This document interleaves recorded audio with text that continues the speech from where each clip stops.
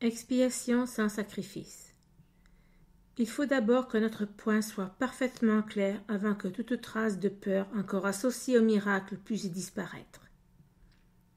Ce n'est pas la crucifixion qui a établi l'expiation, c'est la résurrection. Nombreux sont les chrétiens sincères qui ont mal compris cela. Nul ne saurait commettre cette erreur qui est libre de la croyance dans le manque. Si la crucifixion est vue comme un point de vue sans dessus-dessous, il apparaît en effet que Dieu aurait permis et même encouragé un de ses fils à souffrir parce qu'il était bon. Cette interprétation particulièrement regrettable, qui a surgi de la projection, a conduit de nombreuses personnes à éprouver une peur atroce de Dieu. De tels concepts anti-religieux entrent dans plusieurs religions. Or, le vrai chrétien devrait s'arrêter et se demander : comment cela se pourrait-il ? Est-il vraisemblable que Dieu lui-même soit capable du type de pensée qui, ainsi que ses propres paroles l'ont clairement énoncé, est indigne de son Fils ? Comme toujours, la meilleure défense n'est pas d'attaquer la position de l'autre, mais plutôt de protéger la vérité. Il n'est pas sage d'accepter un concept quelconque s'il faut renverser tout un cadre de référence pour le justifier. Cette procédure est douloureuse dans ses applications mineures et franchement tragique sur une plus grande échelle. La persécution aboutit souvent à une tentative pour justifier cette terrible malperception, voulant que Dieu lui-même ait persécuté son propre Fils au nom du salut. Les mots mêmes sont insignifiants. Il a été particulièrement difficile de vaincre cela parce que, bien que l'erreur elle-même ne soit pas plus dure à corriger qu'une autre, beaucoup ont été indésireux de l'abandonner, vu sa très grande valeur en tant que défense. Sous une forme atténuée, un parent dit : « Cela me fait plus mal qu'à toi, et doit être disculpé d'avoir battu un enfant. » Peux-tu croire que notre Père pense réellement de cette façon ? Il est tellement essentiel que toute pensée de ce genre soit dissipée qu'il faut nous assurer que rien de tel ne reste dans ton esprit. Je n'ai pas été puni parce que tu étais mauvais. La leçon est entièrement bénigne qu'enseigne l'expiation est perdue si elle est contaminée par ce genre de distorsion sous quelque forme que ce soit. L'énoncé « À moi la vengeance, dit le Seigneur » est une malperception par laquelle on assigne à Dieu ses propres vieux péchés. Les vieux péchés n'ont rien à voir avec Dieu. Il ne les a pas créés et il ne les maintient pas. Dieu ne croit pas au châtiment. Son esprit ne crée pas de cette façon. Il ne te reproche pas tes mauvaises actions. Est-il vraisemblable qu'il me les reproche à moi ? Sois bien sûr de reconnaître à quel point cette supposition est absolument impossible et comment elle émane entièrement de la projection. Ce genre d'erreur est responsable d'une multitude d'erreurs connexes, y compris la croyance que Dieu a rejeté Adam et l'a chassé du jardin d'Éden.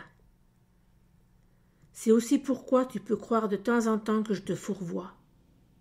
J'ai fait tous mes efforts pour utiliser les mots presque impossibles à distordre, mais il est toujours possible de déformer les symboles si tu le souhaites.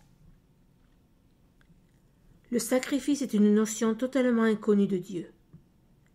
Elle provient uniquement de la peur, et les gens qui ont peur peuvent être méchants.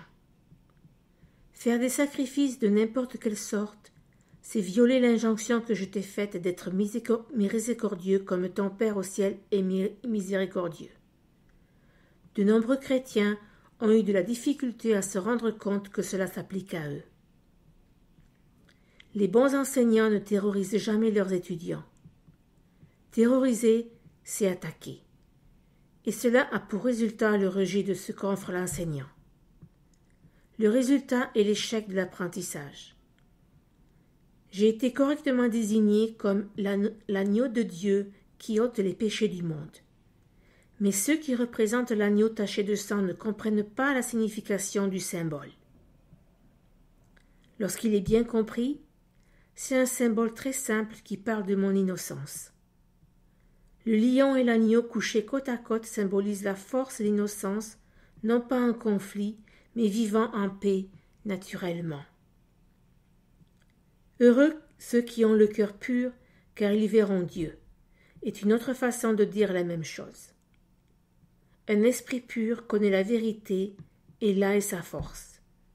Il ne confond pas la destruction avec l'innocence, parce qu'il associe l'innocence à la force et non à la faiblesse. L'innocence est incapable de sacrifier quoi que ce soit parce que l'esprit innocent a tout et s'efforce uniquement de protéger son entièreté. Il ne peut projeter. Il ne peut qu'honorer les autres esprits, parce que l'honneur est l'accueil naturel que font aux autres qui sont comme ceux qui ont vraiment aimé. L'agneau ôte les péchés du monde, en ce sens que l'état d'innocence ou de grâce est un état dans lequel la signification de l'expiation est parfaitement apparente. L'expiation est entièrement non ambiguë.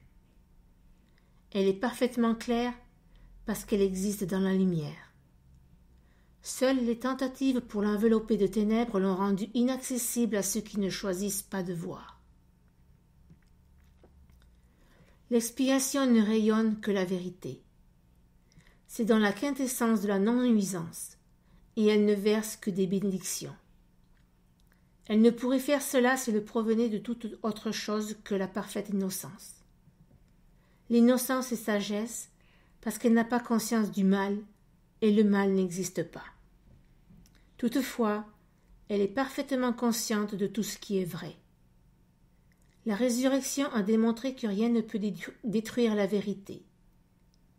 Le bien peut résister à toute forme de mal, comme la lumière abolit les formes des ténèbres. L'expiation est donc la leçon parfaite. C'est la démonstration finale que toutes les autres leçons que j'ai enseignées sont vraies. Si tu peux accepter cette seule généralisation maintenant, il n'y aura pas besoin d'apprendre de nombreuses leçons moins importantes. Tu es délivré de toutes les erreurs si tu crois cela. L'innocence de Dieu est l'état véritable de l'esprit de son Fils. Dans cet état, ton esprit connaît Dieu, car Dieu n'est pas symbolique. Il est un fait. Connaissant son Fils tel qu'il est, tu te rends compte que l'expiation, et non le sacrifice, est le seul don qui convienne à l'autel de Dieu, ou rien d'autre que la perfection à sa place. Que les innocents comprennent, c'est la vérité. C'est pourquoi leurs autels sont véritablement radieux.